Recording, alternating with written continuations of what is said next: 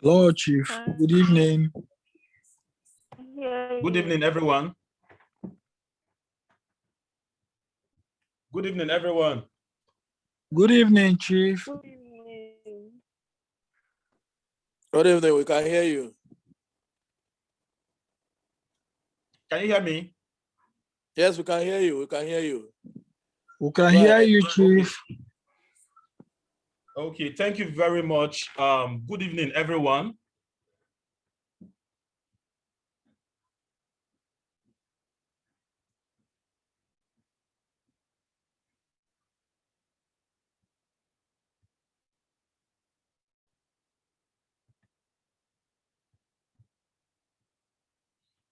This evening, I'll be talking on patient-centered clinical methods. First, I'd like to apologize sincerely for my inability to take this presentation last week, Thursday. I take responsibility for all the time wasted and all I cost the department. I'm sincerely very sorry. It was my poor attitude and knowledge about my new computer and all that. Today's discussion, we follow the following outlines. We'll look at the aims of the topic before us, patient-centered clinical methods. We will introduce the topic properly. We'll look at PCCM in Nigeria. We'll look at the approach in PCCM all over the world, the component of PCCM. We'll look at an important tool of the family physician, the FIFE concept. Then we'll have a case study, we will conclude.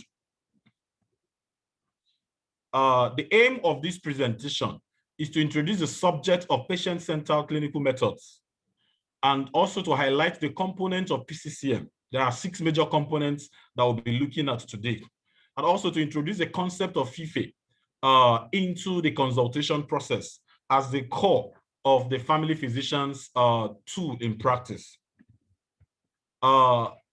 As a way of introduction, patient-centered care was first introduced in the 1970s within family medicine to describe an approach to patient care that went beyond the traditional disease-centered or the doctor-centered method that was expected to be followed by medical school graduates, where we're expected to see a patient, take history, do examination, make a diagnosis, and plan a treatment plan. And that ends there. But today we're going to look at the importance of what we're discussing that takes this traditional practice further so that patients at the end of the day will benefit. Now, traditional history taking did not seem to be adequate alone to provide success, to provide successful primary, continuing, coordinated, and comprehensive care to a defined group of patients in the community. Various conceptual frameworks have been elaborated since then, culminating in the patient-centered clinical method by a group within the Department of Family Medicine at the University of Western Ontario, Canada. This was also in the same year when this concept was actually propagated for family physicians. Patient-centered clinical method is a guide to exploring patient problems that allows physicians and patients to define problems together and decide on the management outcome. It considers the agenda of both the physician and the patient and finds a common ground. It develops a working hypothesis and understanding between the patient and the doctor and exploring the patient's illness experience. Patient-centered care was introduced in family medicine to describe an approach to patient care that went beyond traditional disease-centered method that was expected to be followed by medical school graduates, like we said before. Now, patient-centered clinical method is one of the 2 dominant models of care in medicine. And it's also known as the holistic or biopsychosocial or the Eustinian model. Now, while the traditional method is known as the biomedical, the Newtonian, or the doctor-centered model or the disease-centered model. Now, we're going to look at the doctor-centered model. Now, it is said to be objective. It is one-way directed. Now, it has a core aim that is fully defined, by what the clinician is expected and is known to make a particular diagnosis, and fit the patient's illness into a precise classification, linking the symptoms and signs with organic, pathologic, and identifying single external cause, such as microorganisms, or maybe in cases of trauma. Now, biomedical factors are but a small part of what patients bring to their physicians. Doctors who restrict their attention to pure medical considerations are of limited use to their patients, hence the concept of patient-centered care. Because in patient-centered care, we try to explore further. We try to give these patients more opportunity to feel free and discuss their illness, especially as it relates with the experience this illness comes with. Now, patient-centered clinical model. The key to understanding of the patient's agenda is the physician's receptivity and cues offered by the patients.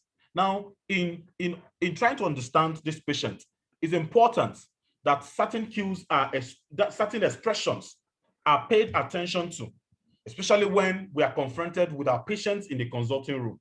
It's important we look at their facial expressions, their postures, their gestures. Now, we also watch them for any signs of distress. These are the embodiments of patient-centered clinical model that helps us to start a communication that ends well with the patient per visit to the physician, and behavior which encourages him to express his expectations or her expectations, her feelings and fears. The physician's agenda is the explanation of the patient's illness in terms of disease taxonomy. In the patient-centered clinical method, both agendas are addressed by the physicians. Now, the both agendas are addressed by the physicians include the agenda of our traditional medicine and bringing into play the illness experience. The agenda of our traditional medicine, where we would ordinarily take history, we would examine our patients, we would also make a diagnosis, probably with a differential diagnosis, and make treatment plans. Now, but in patient-centered clinical method, now we combine all this together. And that is why it has been described as a biopsychosocial model, where we play all this together to give the patient the best. This is contrast with the disease-centered method, in which only the doctor's agenda is addressed. In this method, the patient's agenda is addressed. There's a common ground reached between the doctor and the patient. Every patient who seeks help has expectations based on his understanding of the illness. Every patient has some feelings about his or her problem, some fears nearly always present in medical encounter. And when this illness may seem to be minor, fear of the unknown, fear of death, fear of insanity, fear of disability, or fear of rejections. These are what the patient comes with.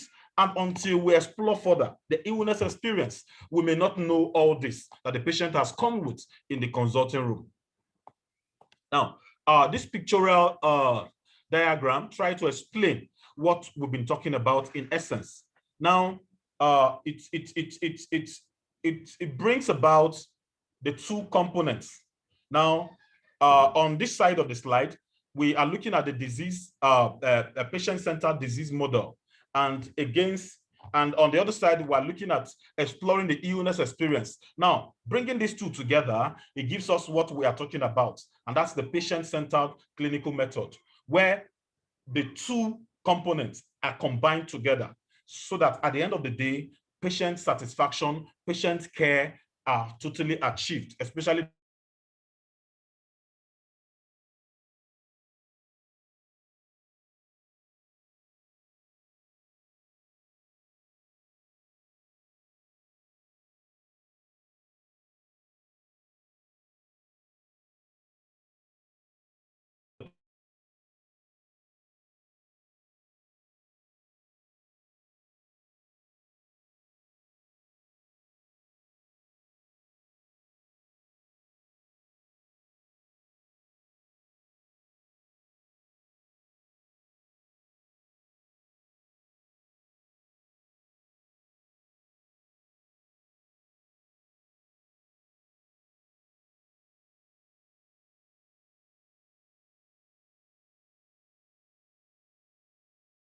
now?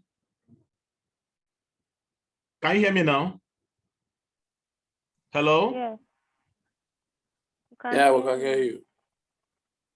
Okay. Now, PCCM takes into account the following.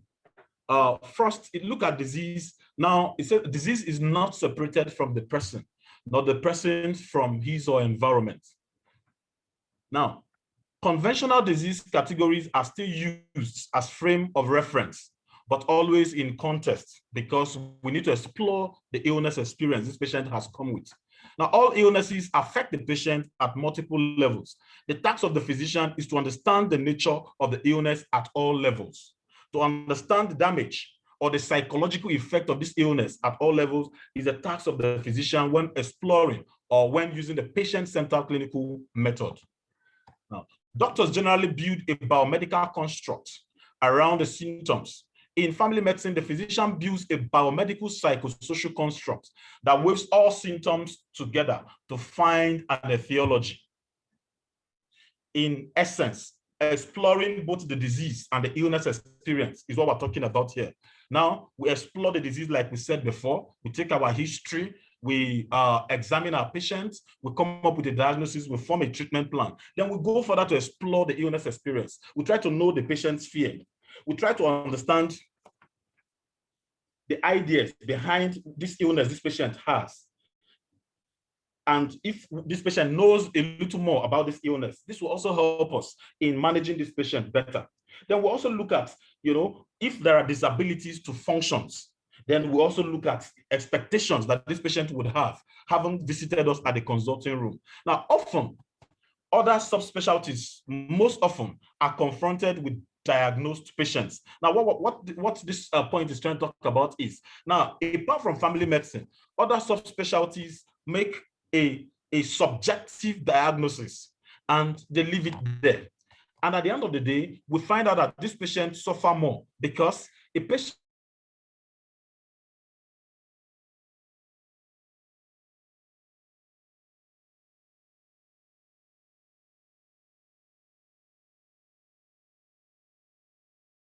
PCCM in Nigeria. A study was done by Dr. Ajayi in UCH Ibadan in 2003. And this study showed that patient participation during consultation was inadequate and suggested that patients welcomed more involvement in their care of their illness than the opposite. The study highlighted the need for practitioners to be taught PCCM, which is a key characteristic of family medicine.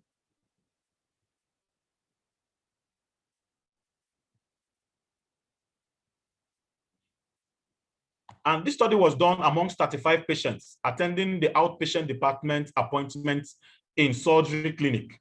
Results show that only 4 patients voiced their agendas. Unvowed agendas resulted into unwanted prescriptions. Patients were given prescriptions that they actually did not want. Non-usage of prescriptions. Some patients were given prescriptions that they actually need, but they did not use them. Non-adherence to follow-up visits and misunderstanding of the whole consultation process. Now, this study itself proved to us the need for patient-centered clinical method across all subspecialties in medical practice. Now, why patient-centered care? Now, research evidence supports findings that the patient-centered method enhances patient satisfaction. Now, improves patient outcomes, has a positive impact on the healthcare utilization costs, is associated with positive benefit for health professionals, such as greater job satisfaction. The doctor that sees this patient that is happy, that is doing well, also has a job satisfaction, feels, yes, he's actually doing what he's meant to do, or she's actually doing what she's meant to do. There's a job satisfaction that comes with that. And now, it's also associated with fewer malpractice claims, like we said before. Now, the doctor's role in this approach. Bearing in mind the multi-causal factors of illness, doctors listen carefully to the patient and attempt to enter the patient's world. Now, in attempting to enter the patient's world, it's important we show empathy. This means acknowledging a person's feelings, putting yourself in patient's situation and imagining your feelings too if you were the patient. Now, non-judgmental acceptance, not judging the patient before us. For instance, we've seen cases where some patients come to the GOPD and, for instance, a female patient would tell you she would not want to see another female doctor, that she will want to see a male doctor, because already such patient believes a female colleague may want to judge her. So it's important we are not judgmental in our acceptance. We allow these patients feel free, especially when we listen to their cues or when we feel the cues they present before us. Maybe they are sitting around us and the eye contact is not there, or we are noticing they are fidgeting or they're shifting around the chairs and all that. At that point, we need to come in and make them feel relaxed and feel at home and pay better attention. Now, congruence is important that we have a meeting point when we approach such patients as doctor. These are rules. Now, it is also important that we become responsive to verbal and non-verbal cues, like I said before. Now, the doctors who interpret these are far objective than being subjective in the disease model of care. Now, this PCCM this slide tries to look at what we have also said again, but in context, in holistic approach of PCCM. That is to say that the PCCM we're talking now brings the doctor's agenda and the patient's agenda, which is the patient illness experience, together. Now, the meat of this discussion is to look at the components of PCCM. There are 6 major components of PCCM. And these components are interactive. These components are intertwined, they're interwoven. These components cannot be taken in isolation. First, we look at exploring both the disease and the illness experience. 2, we try to understand the whole person that has presented before us. 3, we try to find a common ground when we are with this patient. 4, we incorporate preventions and health promotion. 5, we are enhancing doctor-patient relationship. Enhancing doctor-patient relationship is also one of the major components of the PCCM. 6 is being realistic. Component 1, exploring both disease and illness experience. Now, in doing this, it's important we look at the disease totally by taking history, physical examination, laboratory investigation, coming up with a diagnosis. Now, also exploring the illness or the dimension of the illness, where importantly, we try to understand this patient's feelings, this patient's ideas about the illness this patient has, the effect of this illness on this patient's functionability or any form of disability. Now, this patient's expectation is also important to explore using the FIFE tool in family medicine, which we'll talk about in detail much later. Now, the disease and the illness needs to be understood. For instance, if a doctor makes a diagnosis and attempt to manage the patient with migraine headache, with ibuprofen and prescribing rest as also a treatment plan. Now, if we are to look at patient's ideas and feelings, now, patient may tell us things like, 2 doctors have said it is migraine and give me painkillers, but this headache paralyzes me and it becoming more frequent and I feel helpless. Patient is telling us his or her ideas and feelings and even some form of functional defect following this illness. Now, what is this patient concern mainly? Patient concern may be that A friend of mine told me that her aunt had an ill headache, and this headache resulted into a brain tumor, or this headache was as a result of a brain tumor. And this patient expectation may not be what we had prescribed. For instance, the doctor had made a diagnosis of migraine headache and prescribed ibuprofen and rest. This patient expectation may be that the patient may want the doctor to send her to do a CT scan or an MRI because there's fear of a brain tumor. So until we explore the illness experience, we may not be able to reach this balance with this patient that has this kind of, experiences and thoughts about what they feel or their illness. Now, in perspectives, the disease, the sickness, and the illness are all connected. For instance, the illness here is subjective. It is a patient's experience. It is what the patient tells you. Patient A experience will not be or may not be patient B's experience. And that is why it's important to pay attention to that. Now, in looking at sickness or the sickness experience, this most of the times has to do with social and cultural concepts.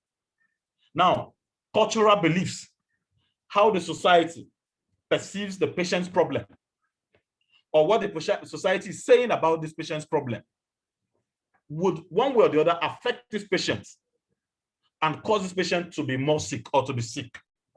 Now, in looking at the disease itself, now, the disease is an underlying pathology, biologically defined. Now, the practitioner's perspective of the illness seen in terms of a theory of disorder. Now, the disease most of the times is defined. If a doctor makes a diagnosis of malaria, that means that doctor is sure clinical symptoms or laboratory findings or evidence suggest that this patient has malaria as a disease.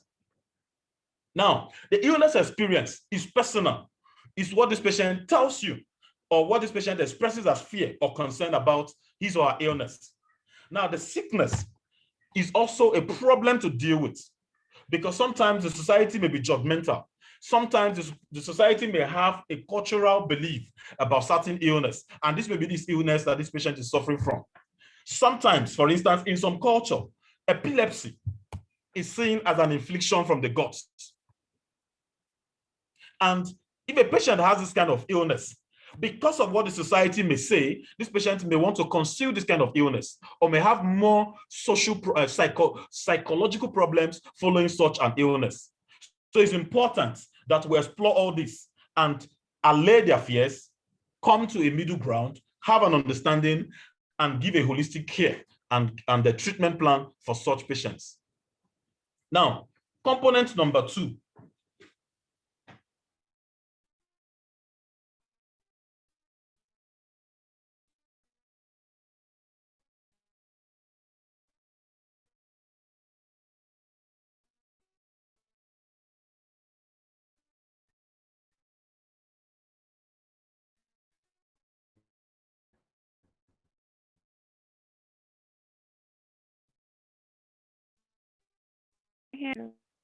Now, understanding the whole person is very, very important. Here, a physician should determine how persons view their disease and its causes, the perspectives of their treatments and curing practices, what they will want as treatment. It's also important to explore their behaviors and reactions to their illnesses. Now, in understanding or in sorting this problem or in understanding the whole person, life history, personal and developmental issues are to be put into context. Now, the proximal content, for instance, family, employment, social support are also very key because you want to know what kind of family is this patient from. You want to quickly know if this patient is employed or not and what kind of work he or she does. You want to know if this patient is getting enough family support, social support. Is this patient, does he have good friends? Does he belong to groups? Is he getting any form of support that may also serve as therapy psychosocially or psychomentally? Now, the distal context of this is to now look at, explore the culture in which this patient lives in, the community, the ecosystem. And in doing this, or in understanding all this, it's important that we note that every patient is a member of a family. And that's why there are tools used in understanding a whole person. And these family medicine tools include family life cycle, family status, family genogram, family cycle. As family physicians, we must always keep in mind that the way a patient reacts to illness will depend a lot on his or her family. To heal a patient, therefore, one has to understand his or her inner world, the values he or she shares, his or her emotions and feelings and fears, especially the perception of the illness this patient has presented with. Again, the family medicine tools mentioned here can be explained in a way that will grant understanding to component number 2, understanding the whole person. For instance, if we are to take family genogram into account, or if we are to use family genogram, that, okay, we want to explore this patient, we want to understand this patient further, we want to know a little more about this patient's background, patient history, patient personal life, patient family, patient social life, and all that. Now, using family genogram will guide us and will help us a whole lot. Now, because family genogram itself summarizes on a page a large amount of information relating to a family. And family genogram, of course, refers to family pedigree, family tree, family anatomy, or genealogic chart. Now, it gives us a background guide as to what this family is, where this patient is coming from, and where this family is right now in relation to the patient at moment or at hand that we're seeing. Now, it helps to identify organic, psychosocial, and interpersonal problems like medical illnesses, deaths, family conflicts, divorce, emotional closeness, or distance, and to identifying a glance significant risk that a member of the family may be facing at a moment, or risk factors that are elicited. For instance, maybe a family history of hypertension, family history of diabetes. This will also help us, if we explore this, to use to understand this whole person. We may arrive at better management plan, for instance. Now, help to screen a patient who has family history of cancer, or breast cancer. We may help put this patient on serial mammogram, because we already know from using the family genogram as a tool, we've been able to establish, or we've been able to elicit this history that, oh, there's a family history of breast cancer. And in moving forward for this patient, we may now need to subject this patient to serial mammogram to check constantly if this patient will come down with breast cancer or not.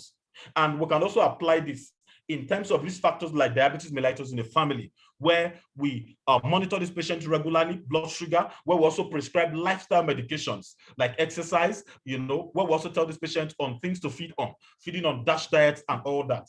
Now, family genogram can help us a whole lot to understanding the whole patient and coming up with remedies or treatment plans that will help this patient.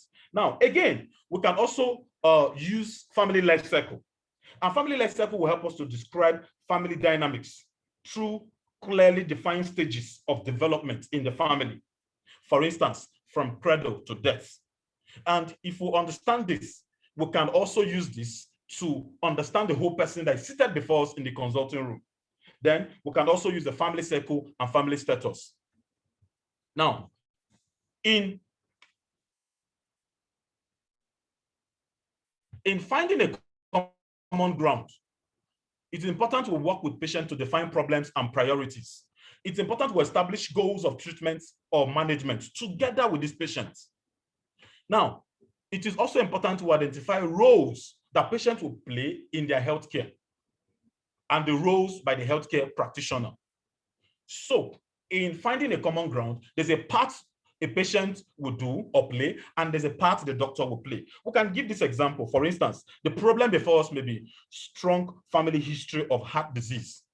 This patient's father may have died of myocardial infarction. Now, The priority we will set before us will be minimize patient risk of heart attack. That means the doctor and the patient would both want a better outcome together because they are they're finding a common ground. Now, the doctor's role will be as follows. Then we'll also look at the patient's role. The doctor's role will be to, okay, for instance, okay, we'll need to do a blood test, would prescribe some investigations, maybe like troponins, the dimers, the D-dimers, and all that, and do a cardiovascular risk assessment for these patients. Now, the doctor may also recommend medications, you know, like lipid lowering medications or modifying medications. Now, and lifestyle.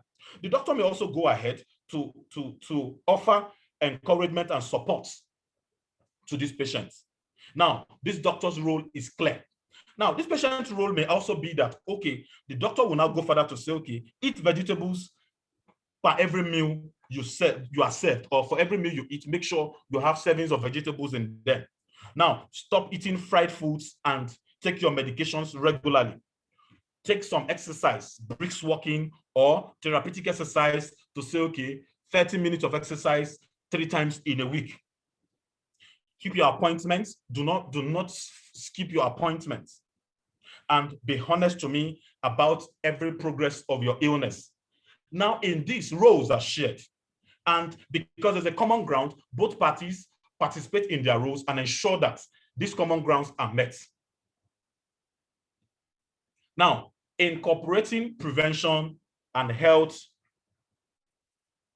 promotion. Now, prevention and health promotion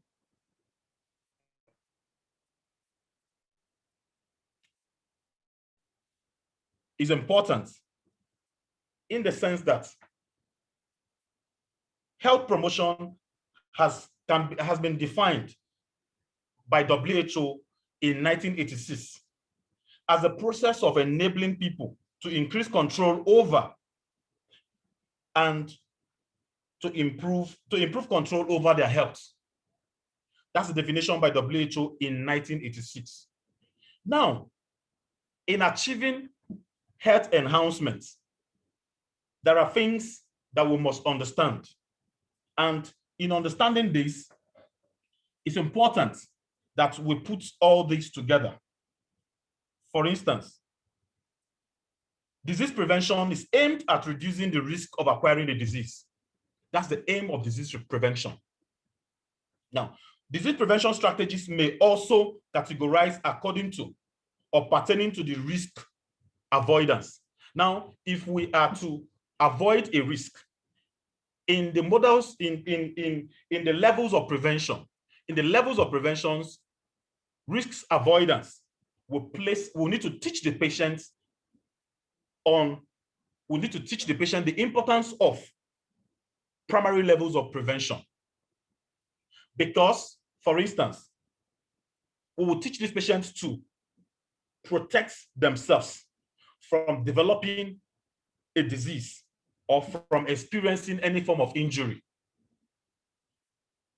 We will go further to give examples like we've given before. Make sure you eat healthy diets. Regularly exercise. Stop smoking if you are smoking. If you eat a lot of table salt, you can reduce or stop it entirely. Now, if in this our pandemic era, we can encourage our patients to go and take their COVID vaccine. These are primary levels of prevention that will help us reduce, that will lead us into risk avoidance, because we are incorporating prevention and health promotion as components of our PCCM. Then again, we can also look at risk reduction, where we'll deploy the secondary prevention and teach our patients secondary preventions and how they should reduce risk. We'll let them know. For instance, we have a patient that is diagnosed of a myocardial infarction, or a patient that has some coronary heart disease. It's important in reducing risk we put such a patient on low dose aspirin, because we will not want this patient to stroke. So in doing this, we are reducing risk and we are looking forward to a better outcome by integrating prevention and health promotion. Now, also, early identification of problems. Now, we can achieve this now by slowly halting the disease progress by screening. If, for instance, there's family risk factors of diabetes, we haven't taken that history, and we have such patients in our consulting room. We can ask our patient to go do a fasting blood sugar and screen further. We can order for a glycated hemoglobin and screen our patient further so as to early identify. And in doing this, we have offered secondary prevention. And now for complication reduction, in doing this, we are introducing the tertiary level of prevention, where, for instance, we want to reduce positive impact of a symptoms or a disease in a patient that is diagnosed or suffering from a particular disease. We also want to help to manage complications, maybe complications from diabetes mellitus. We want to control blood sugar such that patients will not come down with DM foods, patients will not come down with other problems. We want to control hypertension such that this patient would not come down with cerebrovascular diseases or accidents. We also want to prevent further deterioration. We also want to offer rehabilitation to some problems that we have taken care of in these patients. Now, in doing this, we are integrating fully the component number 4 of our PCCM. Now, component number 5 now tells us, component number 5 states clearly that enhancing the doctor-patient relationship. Now, we can only achieve this, or we can enhance this relationship with compassion, with power, with healing, with trust, with self-awareness. Now, relationship between patient and their physician is a powerful vehicle for influencing patients about issues regarding their health and illness. It's important that we note this, that our relationship with our patient is very, very important. And if we have good relationship with them, we would win over the component of PCCM. Now, the patient healthcare,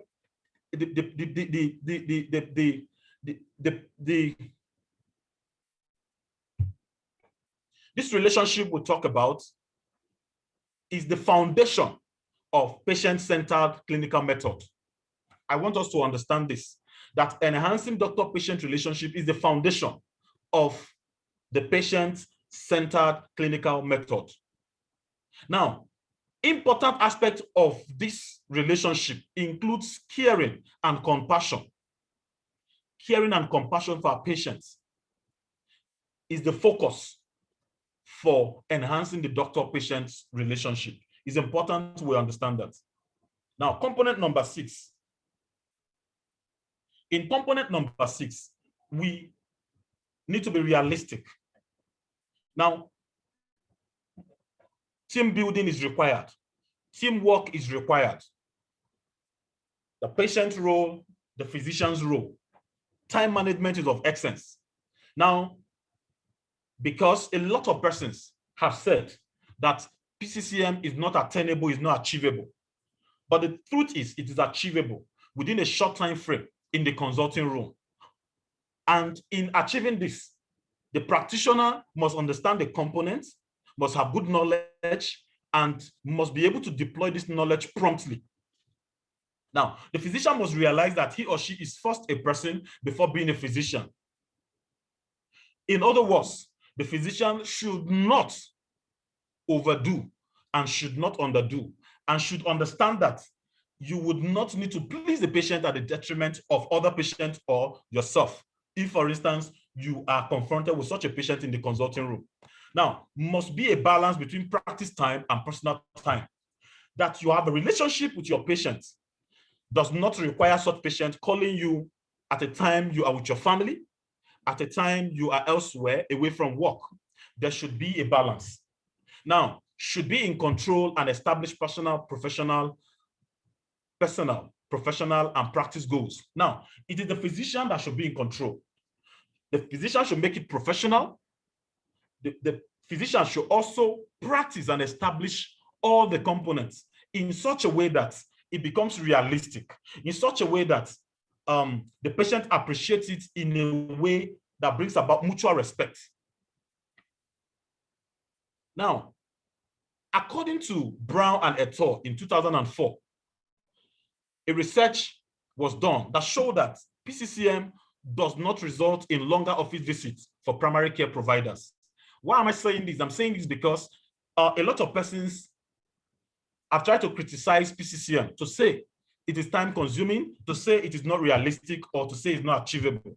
But Brown and et al. In 2004, following their study, proved that PCCM is achievable in primary care by the providers. But he said further that more time is needed for a collaborative and a continuous teamwork between the doctor and the patient. Meaning, if this doctor has seen this patient today, at the next visit, there'll be improvement. At the next visit again, there'll be improvement. And now, as the visits go by, the visit becomes lesser time consuming compared to the first visit. Now, this slide can also explain to us. This slide explains to us some of the things we have looked at together. And the first, patient's complaints of unwellness, and the one is exploring the disease. The other one is exploring the illness experience, where in the disease, exploring the disease, we talk about history, physical examination, laboratory test, diagnosis made, differential diagnosis, if any. Now, on the patient's agenda, where we try to explore the illness, we try to use a tool in family medicine, which is a FIFE tool, to understand the patient's feeling, the ideas about their illness, any functional loss, or their expectations. Now, understanding the patient's unique experience of illness. Now, when we have done this together, in coming to a common ground or finding a common ground with the patients, we integrate these two together and ensure that there's a common ground met and patients benefit better for it. Now, the FIFE.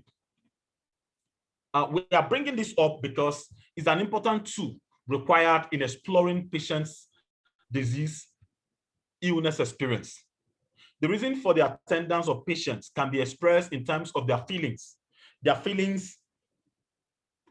in relation to emotions like fears, anger, anxiety, or their concern about their illness. Now, their ideas about the illness. What idea are they coming with about this illness? What have they learned about this illness? What do they know about this illness?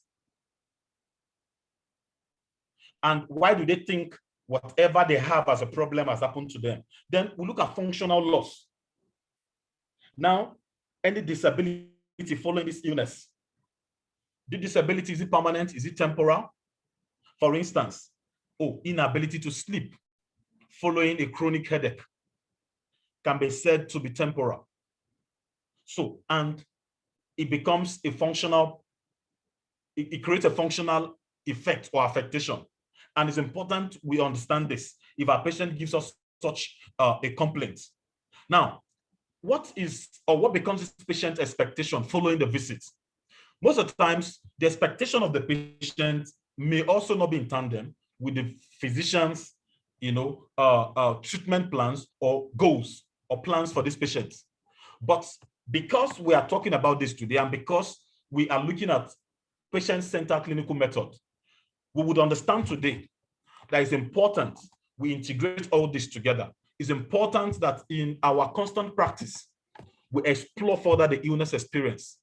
Yes, time will be of essence, but it's important we understand it and we are quick to exploring it, and we are quick to using the FIFE to explore our patient illness experience and give them a better outcome.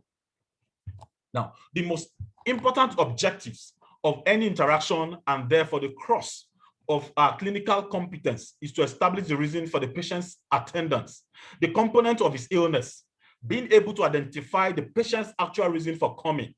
Actual reason for coming is very key. For instance, is it hypertension or malaria that brought the patient, or the fear and consequences of her not adherence to antihypertensive that may suffer her stroke?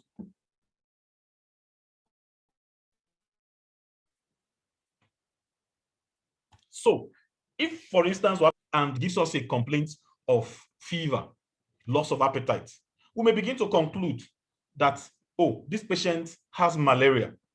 And if we did not explore this patient illness experience very well, we may not come down to that reality that this patient's major problem, aside the malaria, if MP is positive or not, would also be that because she knows she's not adherent to her antihypertensive medication, she may suffer stroke. That becomes her fear. That becomes her worry.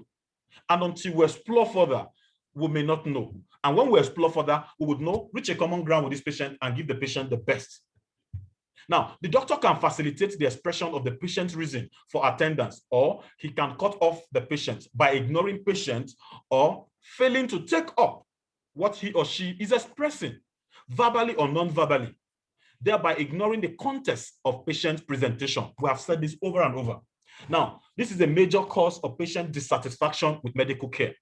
But if we employ FIFE, if we employ patient-centered clinical method in our practice, in our consultations with our patients, we would not run into this, and our patient will be happy for it. Now, some pertinent questions have been asked. Is it always necessary to use it? Now, for example, in uncomplicated infections or straightforward injury. But the answer will be, it is important and it cut across all areas. However, its uniqueness may also vary in terms of the disease in question. Now, what to do when there is a conflict between the patient's expectation and medical assessment? For example, a patient with a DKA who wants outpatient treatment. At this point, it is not a big deal, but the big deal will be to look at the components of our PCCM.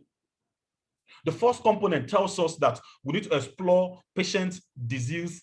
We need to explore both disease and illness experience. The second component is telling us to understand the whole person. The third component is telling us to find a common ground. Now, we need to find a common ground with these patients. We need to find a common ground because if we feed this patient further, explore this patient illness experience further, we may come to realize that the fear of not wanting admission, a fear of not wanting admission will also be due to some other. For instance, patient may have an aged patient may have some financial constraints that may not suit patient admission at that point. Now, in finding a common ground, we'll be able to help this patient get a better treatment plan and get following the dilemma that we were confronting. Now, are you invading the patient's privacy? That's another question. The patient may not want to reveal her secrets. Doctor listens to cues, encourages or allows expression, but does not force the patient. Now, in other words, the verbal and non-verbal cues are very, very important. And if we miss them, we may not understand. In fact, we may miss the whole essence. If we miss some important cues, in fact, we would miss the essence of giving the patient the best or exploring the patient further. So it's important we deploy good communication skills and pay attention to some of these cues. Now, do I have enough time? Which is the main question, which is the reason why a lot of people would not want to practice PCCM, saying PCCM takes longer, but is a time saver in the long run. Now, PCCM for a lot of people is time consuming, but for us,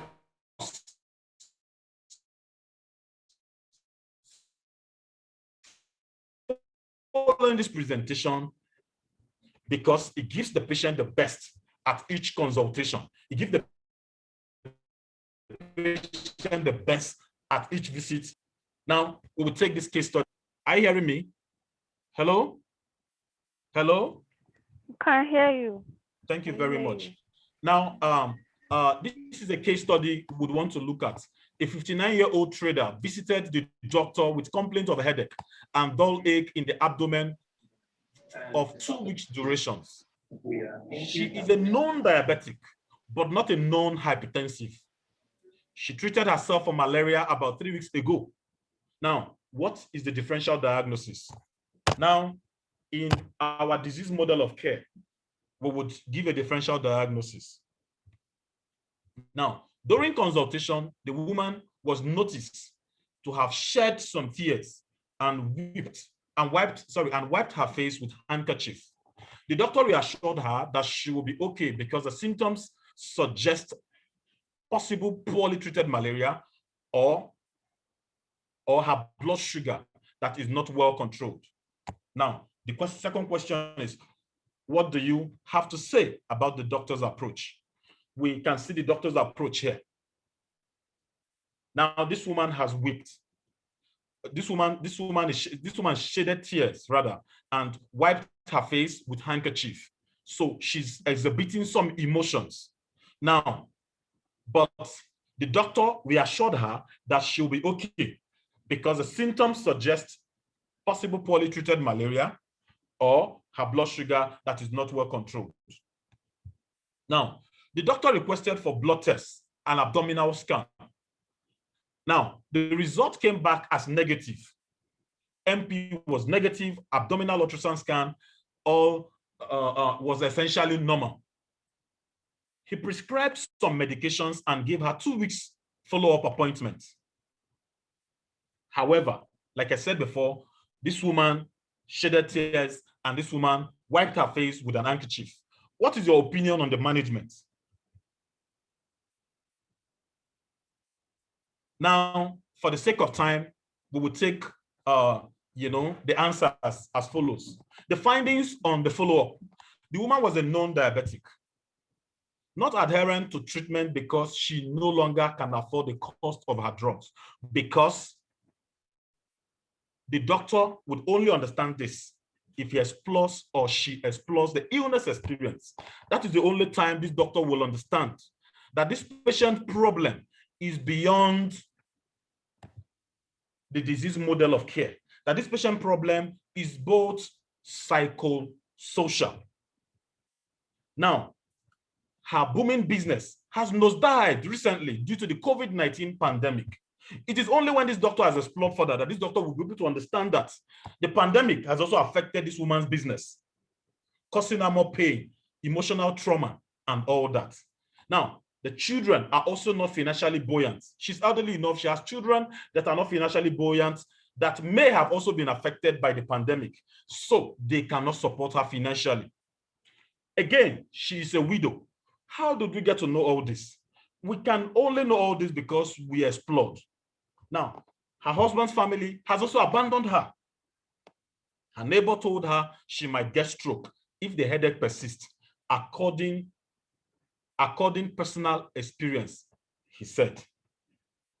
Now, this is a major fear. This is a major worry that the doctor in his disease model of care did not address. If you were the doctor, how would you have managed these patients differently? This question is for all of us. This question is for all of us to internalize, to reflect, to look at how we have been managing our patients in our consulting rooms. Put these scenarios and this perspective together and think patient-centered clinical method. In conclusion, the biomedical approach to care usually taught in medical education was found to be inadequate. It was found not to be enough to address patients' needs, especially with current societal changes. Now, model of care shifted from the biomedical to biopsychosocial model, which we are talking about today. Patient-centered model of care incorporate patients' concerns, their culture, the community they live in, the behavior, the psychosocial effects and factors into care. The PCCM is the model of care adopted in family medicine practice. Thank you.